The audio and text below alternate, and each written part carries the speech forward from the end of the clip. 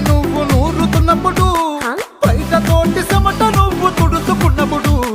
దండాన నీ సొక్కారేస్తున్నప్పుడు నీ ఒంటి వాసన తెగ గుర్తొచ్చినప్పుడు రెండు చేతులెత్తి చుట్టు మలిసినప్పుడు జండు కత్తుకొని పడుకున్నప్పుడు అలసిపోయి నువ్వు ఆవలించినప్పుడు వచ్చుండై ఫీలింగ్స్ వచ్చి వచ్చి చంపేస్తుండ